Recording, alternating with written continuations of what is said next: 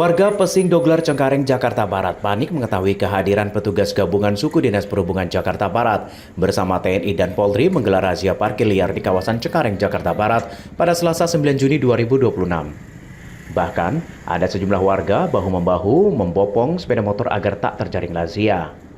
Dalam razia ini tak hanya menyasar sepeda motor, kendaraan truk muatan barang maupun mobil pribadi terparkir liar di bahu jalan tidak luput dari razia. Bagi kendaraan tak ada pemiliknya, langsung diderek paksa oleh petugas. Razia ini sempat tak mendapat dukungan sebagian warga lantaran tak ada pemberitahuan terlebih dahulu. Menurut warga, razia terkesan dipaksakan karena di lokasi tidak ada rambu larangan parkir di dekat permukiman warga setempat. Razia parkir liar ini, Bapak sebagai warga mendukung nggak, Pak? Tidak mendukung lah. Kenapa, Pak? Tidak ada pelangnya juga. Nggak ada pelang, undang-undangnya nggak ada. Terus pemberitahuan untuk RT RW itu nggak ada dari distrik setempat atau memang bangunan tempat kan. Harusnya ada pemberitahuan surat atau pemberitahuan dari warga lah, dari RT RW atau ke warga kan. Ini kan sebenarnya nggak ada pelangnya juga, Bang. Pelang apa tuh, Pak? Pelang memang garis parkirnya kan nggak ada tuh yang rambu-rambu ya kan. Meski mendapat penolakan warga, razia tetap dilakukan petugas agar kawasan menghubungkan wilayah Jakarta Barat dan Utara agar tidak mengalami kemacetan, khususnya saat jam berangkat dan pulang kantor. Diketahui pemerintah Provinsi DKI Jakarta menggelar operasi besar-besaran menertibkan parkir liar dan juru parkir liar di sejumlah titik di ibu kota sejak Senin 8 Juni 2026 hingga Senin 14 Juni 2026 dan dilaksanakan secara serentak di 5 wilayah kota administrasi Jakarta. Pada pekan pertama Juni digelar selama 1 minggu, pekan kedua Juni operasi akan digelar 3 kali dalam sepekan. Adapun pada pekan ketiga Juni penertiban dilakukan 2 kali dalam sepekan. Secara khusus, operasi menyasar 15 titik dinilai rawan parkir liar di 5 wilayah Jakarta. Tim Liputan, Berita Nasional TV. Akan selesai dari kick off babak yang pertama. Sudah dimulai pemirsa, pressing ketat coba dilakukan kali ini oleh Romeni. Skuad Girls Mozambik. Duel Timnas Indonesia versus Mozambik digelar di Stadion Utama Gelora Bung Karno, Jakarta pada Selasa malam 9 Juni 2026. Indonesia menutup pertandingan dengan gol tunggal oleh Ramani menjadi modal penting sebelum Piala Asia 2027. Setelah laga berakhir, pelatih John Herman mengutarakan rasa puasnya. John Herman melihat skuad Garuda telah merasakan ujian yang diperlukan dan memuji kualitas para pemain. Yeah, I think Mozambique were true to type. They came out with a spirit. I think after the Oman game, we anticipated that there would have been some hard words in the dressing room and they were going to come out and fight. They're a very transitional team. It's, playing against African teams, you know it's going to be a chaotic game. Ole Ramani tercatat sebagai sang striker, Oxford United tidak mau cepat merasa puas. Ia bertekad menjadi lebih baik lagi ke depannya. Guys, I couldn't agree more with the coach.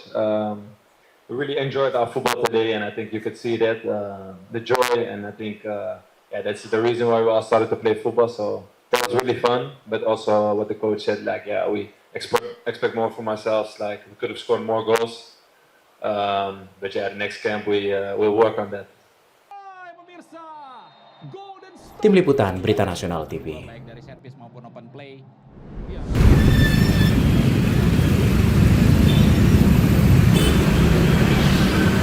Antrean kendaraan terjadi di area pengisian BBM jenis Pertalite di SPBU Pondok Kopi Duren Sawit, Jakarta Timur pada Rabu pagi, 10 Juni 2026. Lonjakan antrean sebagai imbas harga BBM non-subsidi jenis Pertamax RON 92 mengalami kenaikan dari Rp12.300 per liter menjadi Rp16.250 per liter.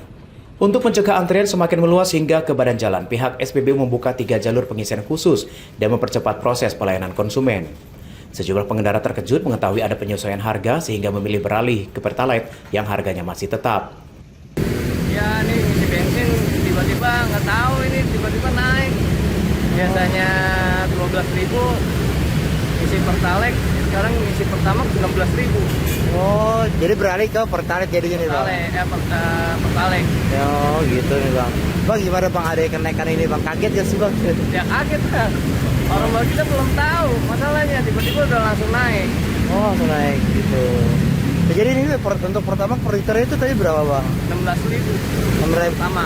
Oh pertama 16.000 sekian ya bang ya? Iya. Pertamina menyesuaikan harga jual BBM non-subsidi sejak Rabu dini hari, meliputi Pertamax RON 92 dan Pertamax Green 95. Harga Pertamax naik dari Rp12.300 per liter menjadi Rp16.250 per liter. Sedangkan Pertamax Green 95 naik dari Rp12.900 per liter menjadi Rp17.000 per liter. Harga BBM subsidi tidak mengalami perubahan. Pertalite di harga Rp10.000 per liter dan biosolar Rp6.800 per liter. Dari Jakarta, Nandityo Aditya, Berita Nasional TV.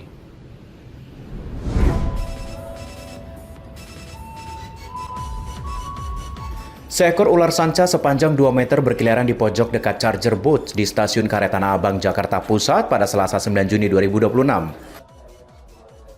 Petugas pemadam kebakaran atau damkar sektor Ben Hill diterjunkan ke lokasi guna mengevakuasi ular. Kehadiran ular sanca kembang ini membuat sejumlah calon penumpang wanita kereta rel listrik panik dan ketakutan. Evakuasi berlangsung dramatis menggunakan peralatan manual, petugas damkar berhasil mengevakuasi ular.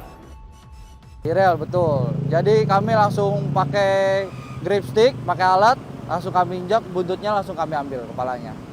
Alhamdulillahnya untung tidak ada kereta.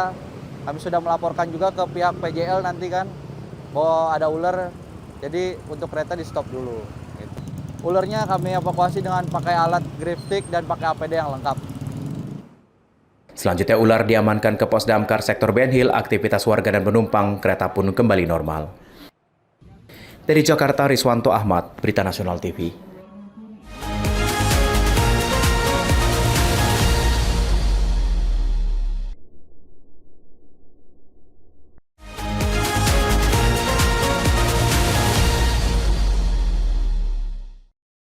Presiden Prabowo Subianto meresmikan Rumah Sakit Umum Daerah Kiai Haji Muhammad Thohir Krui di Kabupaten Pesisir Barat Lampung pada Rabu 10 Juni 2026. Kehadiran fasilitas kesehatan ini diharapkan mampu meningkatkan akses dan kualitas pelayanan kesehatan bagi masyarakat setempat. Dalam sambutannya, Presiden menyampaikan apresiasi atas tersedianya layanan kesehatan yang memadai di Kabupaten Pesisir Barat. Menurutnya, keberadaan rumah sakit tersebut menjadi langkah penting untuk memastikan masyarakat di daerah dapat memperoleh pelayanan kesehatan yang lebih mudah dan berkualitas. Presiden juga menegaskan komitmen pemerintah untuk terus melakukan modernisasi ratusan rumah sakit di seluruh Indonesia. Upaya ini menjadi bagian dari strategi pemerataan layanan kesehatan nasional agar masyarakat di berbagai wilayah mendapatkan standar pelayanan yang semakin baik. Dan saya katakan bahwa kita akan bangun dan modernisasi 350 rumah sakit dalam 3 tahun yang akan datang. Alhamdulillah 20 rumah sakit pertama sudah selesai dibangun dan sudah mulai melayani masyarakat. Saya berpesan agar rumah sakit ini dikelola dengan baik, dijaga kebersihannya, dilaksanakan manajemen yang profesional, transparan, dan berorientasi pada pelayanan kepada rakyat dan masyarakat. Pada kesempatan tersebut, Presiden berpesan agar Rumah Sakit Umum Daerah Kiai Haji Muhammad Thohir Krui dikelola secara profesional, transparan, dan berorientasi pada kepentingan masyarakat.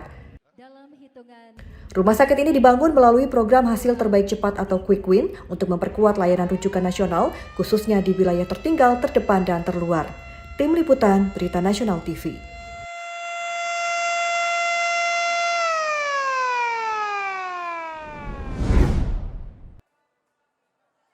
Presiden Prabowo Subianto menargetkan ketersediaan obat-obatan generik dengan harga terjangkau bagi masyarakat dalam 1 tahun ke depan. Komitmen ini disampaikan saat meresmikan RSUD Kiai Haji Muhammad Thohir di Krui, Pesisir Barat Lampung pada Rabu 10 Juni 2026. Langkah ini menjadi bagian dari upaya pemerintah untuk memastikan seluruh masyarakat mendapatkan akses pelayanan kesehatan yang berkualitas dan terjangkau. Penyediaan obat murah dinilai menjadi salah satu kunci dalam meningkatkan kesejahteraan dan perlindungan kesehatan rakyat. Presiden menegaskan tekad pemerintah untuk menekan harga obat demi kepentingan masyarakat. Kepala negara berharap dalam setahun mendatang, obat generik dapat disediakan dengan harga yang semakin murah dan mudah dijangkau oleh seluruh lapisan rakyat. Saya juga memesan tidak boleh ada penyelewengan, tidak boleh ada korupsi dalam pelayanan kepada rakyat. Kita akan mengusahakan obat-obat kepada rakyat yang semurah-murahnya. Saya berharap dalam 1 tahun ini kita sudah mulai bisa memberi obat generik dengan harga yang murah kepada rakyat. Presiden juga mengingatkan agar tidak ada penyelewengan dalam pengelolaan anggaran kesehatan. Presiden Prabowo berharap RSUD Kiai Haji Muhammad Thohir bisa memberikan pelayanan terbaik bagi masyarakat pesisir Barat Lampung secara profesional, transparan, dan bebas dari praktik korupsi. Tim Liputan, Berita Nasional TV.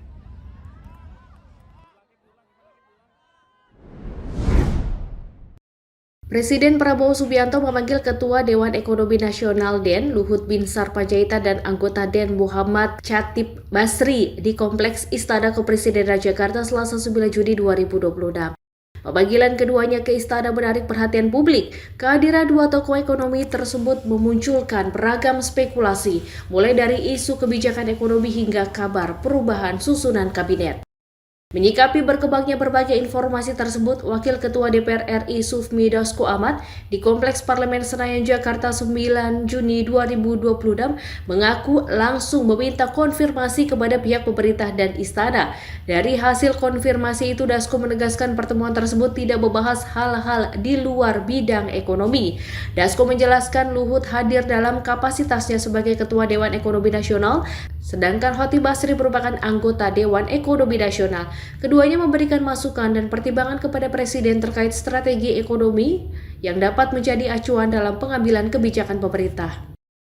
Ya, pertemuan tadi sore antara Presiden dengan Pak Luhut dan Pak Chatib Basri itu saya sudah memintakan konfirmasi dan sudah dapat konfirmasinya dari pemerintah, dari pihak istana, bahwa pertemuan tadi Pak Luhut sebagai dalam kapasitas sebagai Ketua Dewan Ekonomi Nasional dan Pak Chatib Basri itu sebagai anggota Dewan Ekonomi Nasional.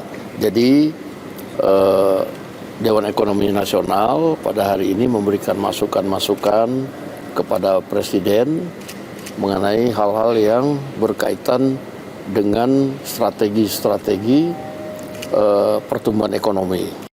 Menurut Dasko, masuknya Dewan Ekonomi Nasional menjadi bagian penting dalam memperkaya analisis dan pertimbangan Presiden dalam menentukan arah kebijakan ekonomi nasional. Karena itu, ia menegaskan tidak ada pembahasan lain di luar agenda ekonomi dalam pertemuan tersebut. Dasko juga menyinggung berbagai isu yang beredar dalam beberapa hari terakhir. Menurutnya, informasi tersebut belum memiliki dasar dan sumber yang dapat dipertanggungjawabkan. Oleh karena itu, masyarakat diminta menunggu keterangan resmi dan tidak terpengaruh oleh spekulasi yang berkembang. Memang 1 hari 2 hari ini ada isu-isu yang belum bisa dipertanggungjawabkan sumber kebenarannya, tapi tadi saya sudah konfirmasi bahwa pertemuan hari ini adalah murni menerima masukan dari Dewan Ekonomi Nasional yang diketuai oleh Pak Luhut dan Pak Chatib Basri sebagai anggotanya. Pertemuan Luhut dan Chatib dengan Presiden Prabowo Subianto dinilai menunjukkan upaya pemerintah untuk terus menyerap masukan dari berbagai kalangan dan merumuskan kebijakan ekonomi nasional. Dengan keterlibatan Dewan Ekonomi Nasional, pemerintah diharapkan mampu mengantisipasi berbagai tantangan ekonomi dan menjaga stabilitas perekonomian nasional. Dari Jakarta, Restu Wulandari, Ade Chandra, Berita Nasional TV. Adanya temuan sampul atau bekas paspor lama Temuan dokumen paspor berserakan di kawasan BSD Tangerang, Banten viral di media sosial menjadi perhatian publik. Menanggapi hal ini, Menteri Haji dan Umroh Muhammad Irfan Yusuf menyatakan persoalan keabsahan dan status dokumen paspor menjadi ranah otoritas keimigrasian. Pernyataan ini disampaikan Menhad saat ditemui wartawan di Bandara Internasional Soekarno-Hatta, Kota Tangerang, Banten, Senin 8 Juni 2026. Menurut Irfan, pihaknya menyerahkan proses penelusuran dan verifikasi dokumen kepada instansi berwenang. Imigrasi dinilai memiliki data dan kewenangan untuk memastikan apakah dokumen yang ditemukan merupakan paspor masih berlaku atau kadaluarsa. Hingga saat ini proses penelusuran masih dilakukan pihak terkait mengetahui asal-usul dan status dokumen sempat ditemukan di kawasan BSD Tangerang, Banten. Kemudian soal paspor yang berserakan itu tentu itu bukan domain kita, itu domainnya imigrasi untuk memastikan apakah itu paspor yang masih berlaku atau yang tidak berlaku, dan itu tidak terkait dengan kami, tidak dengan kita, karena itu sudah menjadi domainnya dari imigrasi. Kementerian Haji dan Umroh menegaskan akan menghormati proses penelusuran yang dilakukan pihak imigrasi. Sementara masyarakat diminta menunggu hasil investigasi agar tidak terpengaruh informasi yang belum terkonfirmasi. Dari Tangerang, Banten, Mujab Latumairisa, Berita Nasional TV.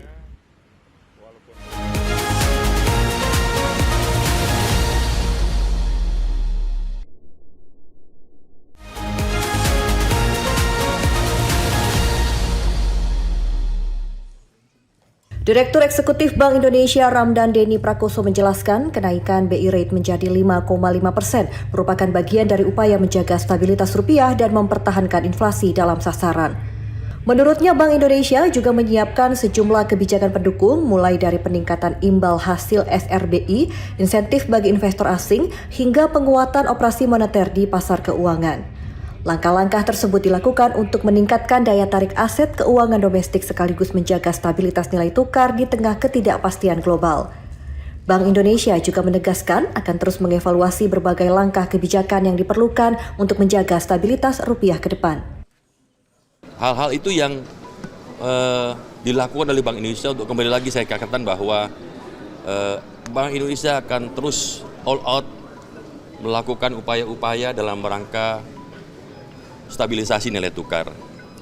Dan perlu saya ingatkan kembali kepada teman-teman semuanya bahwa sebagaimana disampaikan Bapak Menteri Keuangan dan Gubernur Bank Indonesia secara bersama ya pada tanggal 6 Juni kemarin, bahwa sinergi kebijakan fiskal dan sinergi kebijakan moneter itu akan terus dilakukan, diperkuat, seirama, saling mendukung dalam rangka membuat stabilitas khususnya nilai tukar di negara kita. Oleh sebab itu semuanya kita optimis bahwa ke depan nilai tukar kita akan stabil dan cenderung menguat. Terima kasih. Dari Jakarta, Natasha Alko, Ade Chandra, Berita Nasional TV. Ketua Komisi 11 DPR RI Misbakun menyatakan kenaikan harga bahan bakar umumnya akan diikuti oleh kenaikan inflasi. Meski demikian, besaran dampak kenaikan harga Pertamax terhadap inflasi masih dalam tahap perhitungan oleh pemerintah. Misbakun menyebut pemerintah juga tengah merumuskan berbagai stimulus dan insentif untuk mengantisipasi dampak kenaikan harga Pertamax, terutama bagi masyarakat yang terdampak langsung oleh kebijakan tersebut. Sudah didiskusikan, sedang lagi dilakukan upaya penghitungan apa yang nanti menjadi stimulus atau insentif sektor ini. Yang pasti biasanya masyarakat yang menggunakan Pertamax itu kan masyarakat yang berimpitan dengan Pertalite. Lah kita ingin pastikan apa sih yang mereka butuhkan sebagai stimulus. Saat ini pemerintah masih menghitung besaran dampak kenaikan Pertamax terhadap inflasi maupun pola konsumsi masyarakat. Nantinya hasil perhitungan tersebut akan menjadi dasar dalam menentukan bentuk stimulus yang akan diberikan. Dari Jakarta, Natasha Alko, Ade Chandra, Berita Nasional TV.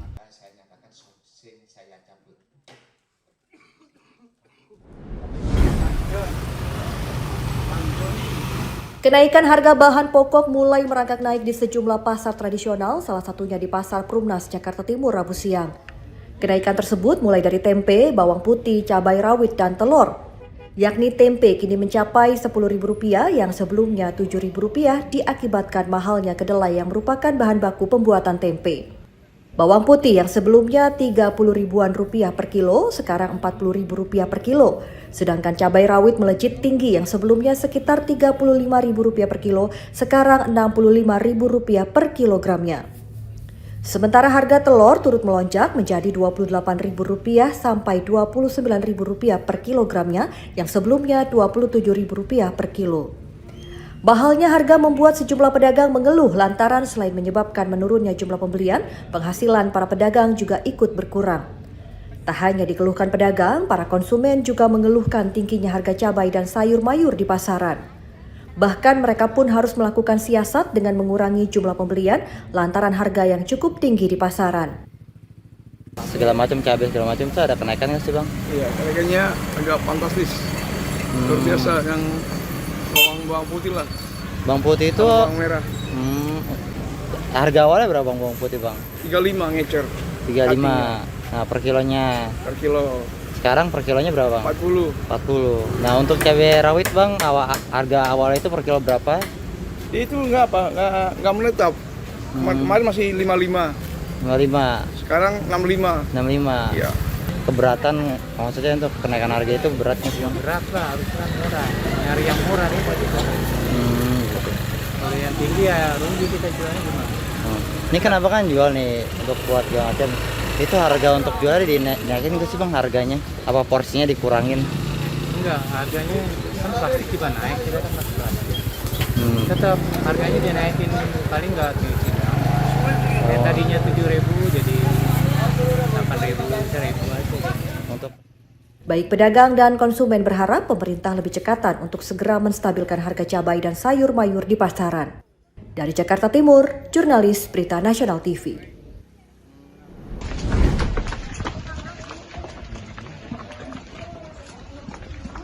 Ayo Bang Man.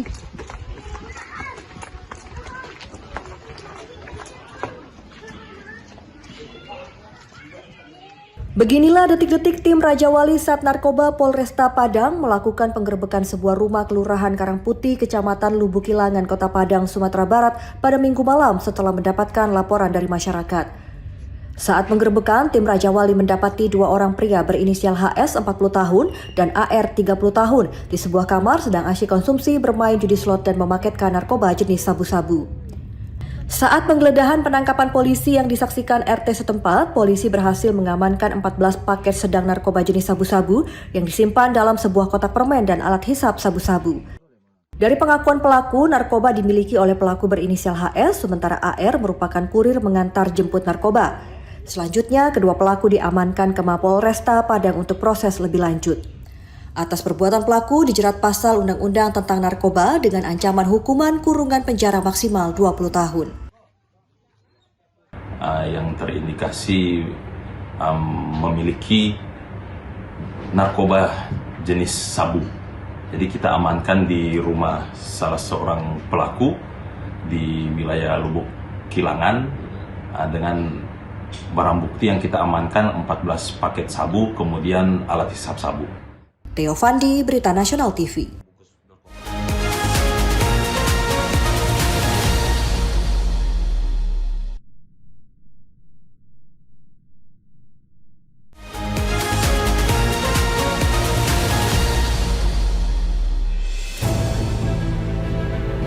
Presiden Amerika Serikat Donald Trump mengatakan Israel dan Iran tak saling serang selama sepekan.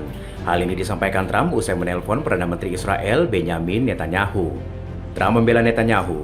Al Jazeera pada Selasa 9 Juni 2026 melaporkan Trump mengatakan Netanyahu diserang dan membalasnya. Trump tidak menyalahkannya. Kini menurut Trump, Iran dan Israel sudah mengakhiri semuanya. Kedua pihak akan saling membiarkan satu sama lain selama seminggu lagi atau lebih. Trump juga mengklaim Amerika Serikat sedang dalam tahap akhir kesepakatan dengan Iran. Selat Hormuz akan dibuka setelah penandatanganan dilakukan dalam waktu 2 atau 3 hari. Lebih jauh, Trump menegaskan Amerika Serikat tidak akan lagi menyerang Iran meski mudah melakukannya. Trump memilih blokade Iran dinilai jauh lebih efektif untuk menekan Teheran. Alasan Trump, blokade jauh lebih kuat daripada pengeboman. Ekonomi Iran akan ditekan. Sebelumnya pada Senin 9 Juni 2026, Trump sesumber Amerika Serikat akan meraih kemenangan total atas Iran dalam 2 pekan ke depan. Menurut Trump, harga minyak akan turun drastis.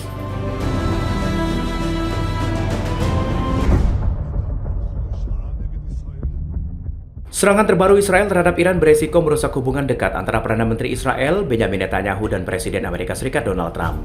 Iran dan Israel terlibat eskalasi perdana setelah gencatan senjata pada 8 April 2026. Iran mengklaim rentetan rudal diarahkan ke Israel merupakan aksi balasan atas serangan Israel ke wilayah pinggiran selatan Beirut, Lebanon. Israel menyerukan respons menyerang Iran tanpa henti. Saling baku tembak antara Iran dan Israel terjadi saat Amerika Serikat mengakhiri perang dengan negosiasi dengan Iran. Serangan balasan ini membuat Trump semakin frustasi terhadap Netanyahu yang menegaskan Israel membela diri. Militer Israel menyatakan pada Senin 8 Juni 2026 akan terus melakukan kontak erat dengan mitranya dari Amerika Serikat dan menghentikan serangan. Di balik kesepakatan Israel tidak menyerang Iran, faktor pemilu dinilai ikut mempengaruhi keputusan Netanyahu. Faktor politik dalam negeri kemungkinan ikut berperan dalam keputusan Israel. Israel dijadwalkan menggelar pemilu paling lambat pada akhir Oktober 2026. Kubu pendukung maupun penentang Netanyahu mendorong kembali perang dibandingkan kesepakatan Amerika Serikat dengan Iran dianggap merugikan Israel. Langkah Netanyahu kali ini sebagai pertaruhan. Netanyahu melawan Trump bukan pertama kali. Sejak operasi militer gabungan Amerika Serikat dan Iran pada Sabtu 28 Februari 2026, Trump dan Netanyahu terkunci dalam perang bersama-sama. Hubungan keretakan keduanya terbuka, terutama karena masing-masing menghadapi pemilu. Trump menghadapi pemilu paruh waktu pada November 2026. Untuk sementara eskalasi Iran dan Israel mulai terkendali setelah Iran dan Netanyahu sama-sama mengumumkan upaya membatasi permusuhan. Namun, militer Israel tetap melanjutkan serangan ke Lebanon meski Teheran memperingatkan bahwa serangan berkelanjutan akan memicu respon yang lebih keras.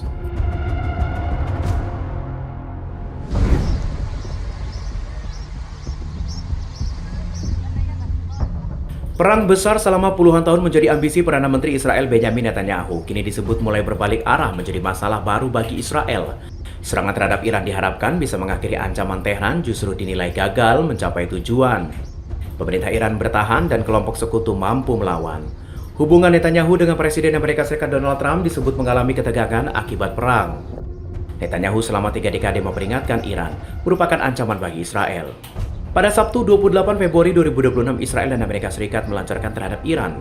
Perang Iran tak berjalan sesuai rencana Netanyahu. Sebelumnya, Netanyahu meyakinkan Trump bahwa perang membawa perubahan rezim di Iran. Namun rencana Netanyahu justru tidak berjalan seperti harapan. Iran berdiri kuat dan menyerang balik musuh-musuhnya. Terbaru, rudal Iran menyerang Israel sebagai respon atas serangan Israel ke wilayah Beirut Selatan, Lebanon. Israel kemudian membalas Iran. Trump turun tangan berusaha mencegah konflik meluas. Tekanan Trump membuat Netanyahu menghadapi pilihan sulit. Jika menghentikan serangan terhadap Iran dan Hizbullah, ia berisiko dianggap lemah oleh publik Israel maupun musuh-musuhnya. Namun, jika ia menentang Trump, hubungan strategis Israel dengan Amerika Serikat dapat terancam. Meskipun para politikus Israel menyatakan negaranya menentukan langkah pertahanannya, namun Israel sangat bergantung pada dukungan Amerika Serikat, terutama persenjataan dan sistem pertahanan udara. Selain Iran, perang melawan Hizbullah di Lebanon juga menjadi persoalan besar bagi Israel. Netanyahu bersikeras Israel harus memiliki kebebasan penuh untuk menyerang Hizbullah. Trump menelpon Netanyahu dan memintanya mengurangi operasi militer Israel di Lebanon. Situasi ini memperlihatkan militer Israel menghadapi tantangan semakin besar.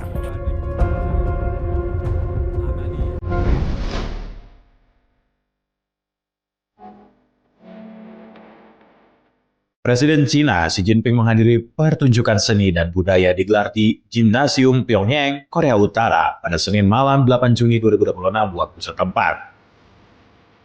Xi Jinping hadir bersama istrinya, Peng Liyuan, dan disambut langsung pemimpin Korea Utara Kim Jong-un beserta istrinya, Ri Sol-ju. Kehadiran kedua pemimpin disambut meriah, buat penonton memenuhi arena. Tepuk tangan dan sorak-sorai mengiringi masuknya Xi Jinping dan Kim Jong-un ke dalam gedung pertunjukan. Acara menampilkan beragam atraksi seni, mulai dari pertunjukan musik, akrobatik, hingga demonstrasi militer memukau penonton. Bendera Cina dan Korea Utara menghiasi arena, berdampingan dengan potret kedua pemimpin negara sebagai simbol erat hubungan Beijing dan Pyongyang. Media pemerintah Korea Utara menyebut pertunjukan sebagai wujud kepercayaan dan persahabatan yang mendalam antara rakyat kedua negara. Kunjungan Xi Jinping ke Pyongyang merupakan yang pertama sejak tahun 2019 dalam pertemuan bilateral. Xi Jinping dan Kim Jong-un sepakat memperkuat kerjasama serta meningkatkan pertukaran di berbagai tingkat. Kunjungan ini menjelang peringatan 65 tahun perjanjian persahabatan Kerjasama dan bantuan timbal balik antara Cina dan Korea Utara menjadi landasan hubungan kedua negara selama beberapa dekade terakhir. Tim nasional Curaçao berangkat ke Amerika Serikat pada Senin 8 Juni 2026 waktu setempat untuk memulai tahap akhir persiapan jelang debut mereka di Piala Dunia. Pelatih kepala Dick Advocaat menegaskan timnya akan memberikan segalanya demi meraih hasil terbaik di turnamen tingkat dunia ini. Menurut Advocaat, kerja keras dilakukan selama 2 tahun terakhir kini saatnya dibuktikan di panggung global. Keberangkatan skuad dilakukan melalui Bandara Internasional Curaçao dengan pengamanan dan pengaturan khusus guna memastikan perjalanan berjalan lancar. Sebelum berangkat, Curaçao menutup persiapan di kandang dengan kemenangan telak 4 gol tanpa balas atas Aruba di Stadion Ergilio Hato Willemstad. Dengan jumlah penduduk sekitar 156.000 jiwa, Curaçao tercatat sebagai negara dengan populasi terkecil pernah lolos ke putaran final Piala Dunia. Di fase grup, Curaçao akan memulai perjuangan menghadapi Jerman pada 14 Juni sebelum berjumpa Ekuador dan Pantai Gading.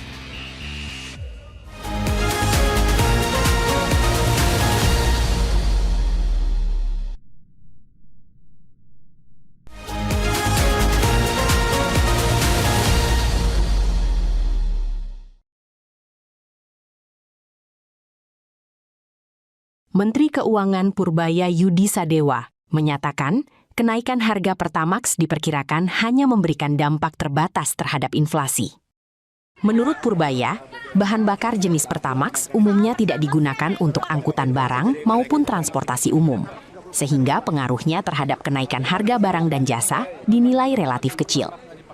Sementara itu, saat ditanya mengenai kemungkinan penyesuaian kuota Pertalite menyusul kenaikan harga Pertamax, Purbaya meminta agar pertanyaan tersebut ditujukan kepada Kementerian Energi dan Sumber Daya Mineral, Bahlil Lahadalia. Karena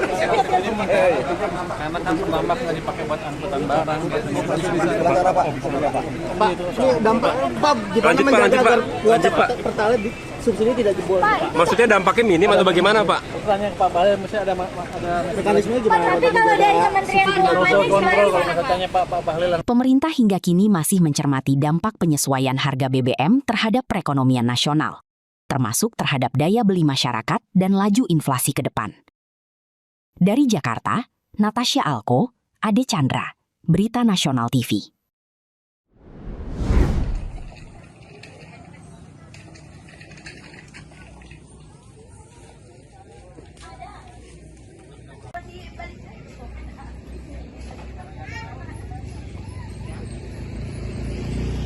Di Kabupaten Lebak, Banten, dampak pelemahan rupiah dirasakan langsung oleh sejumlah usaha konveksi rumahan yang sangat bergantung pada bahan baku industri tekstil. Lonjakan harga kain, benang, plastik kemasan, hingga berbagai kebutuhan logistik lainnya membuat biaya operasional usaha melonjak tajam. Sementara di sisi lain, ruang untuk menaikkan harga jual ke pasar kini semakin terbatas. Kondisi sulit ini salah satunya dialami oleh Sudarwin, seorang pemilik usaha konveksi di Kampung Babakan, Desa Cigoong Selatan, Kecamatan Cikulur. Dalam beberapa bulan terakhir, usaha rumahannya harus menghadapi tekanan yang kian berat. Meskipun aktivitas di bengkel kerja miliknya seolah tampak berjalan normal, di mana mesin-mesin jahit tetap beroperasi, dan para pekerja sibuk menyelesaikan pesanan kaos serta sweater untuk dikirim ke Jakarta, namun nyatanya daya tahan usaha ini mulai terkikis. Demi menjaga agar usaha tetap berjalan dan tenaga kerja lokal tidak kehilangan pekerjaan, Sudarwin memilih strategi berani dengan memangkas margin keuntungan pribadinya. Menurut Sudarwin, tekanan biaya mulai terasa signifikan dalam 2 bulan terakhir. Karena pasar sangat sensitif terhadap kenaikan harga, omset usaha konveksinya kini turun cukup dalam, yaitu berkisar antara 30 hingga 40%.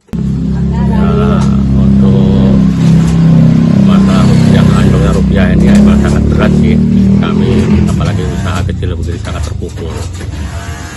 Di samping itu apalagi kan kayak bahan baku seperti bahan plastik apa pada naik harga, dihantam lagi sama rupiah yang anjlok. Ya otomatis penghasilan kami juga jauh berkurang. Berapa persen kira-kira penurunan omsetnya? Ya bisa 30-40% sih penurunannya. Sementara itu, impian agar roda usaha ini tetap bertahan juga menjadi harapan besar bagi para pekerja lokal. Neneng, salah seorang pekerja yang sudah 5 tahun menggantungkan hidup di konveksi ini, mengaku upah hariannya sangat diandalkan guna memenuhi kebutuhan dapur rumah tangga. Terus untuk penghasilan sendiri berapa kerja di sini? Ya lumayan lah buat nyambung hidup. Bu, sebelumnya Ibu kerja di mana? Kerja di Jakarta. Kenapa pilih kerja di sini? Ya sekarang kan udah tinggal di kampung. Bu, ini kan Ibu kerja di sini, konveksi ini kan sudah ada begitu ya. Nah, terbantu nggak sih Bu dengan adanya perusahaan konveksi rumahan seperti ini di daerah sini? Alhamdulillah terbantu. Kini, fluktuasi nilai tukar rupiah nyatanya jelas bukan hanya menjadi momok bagi industri skala besar. Dampaknya telah nyata menjalar ke sektor UMKM yang jalur penyerapan tenaga kerjanya sangat besar. Pelaku usaha dan warga di daerah sangat berharap pemerintah bisa segera menjaga stabilitas ekonomi, serta hadir memberikan intervensi guna mengendalikan tekanan biaya produksi pada sektor usaha kecil. Dari Lebak, Banten, Firman Arif, Berita Nasional TV, melaporkan.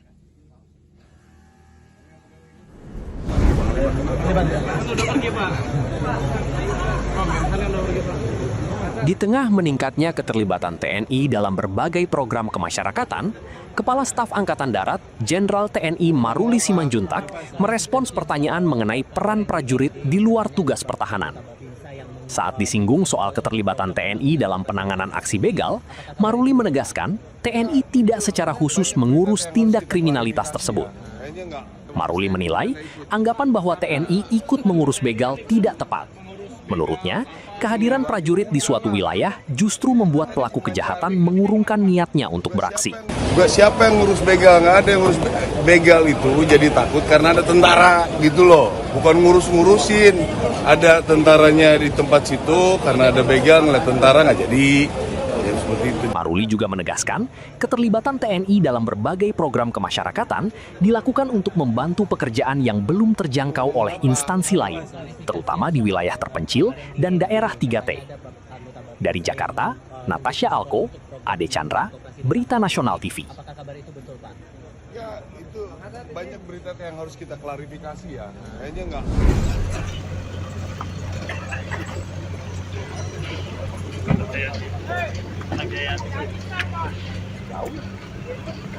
Guna memastikan proses pembangunan berjalan sesuai dengan rencana, Gubernur Banten Andra Soni melakukan sidak langsung ke lokasi pembangunan sekolah rakyat di Desa Koranji, Kecamatan Cadasari, Kabupaten Pandeglang.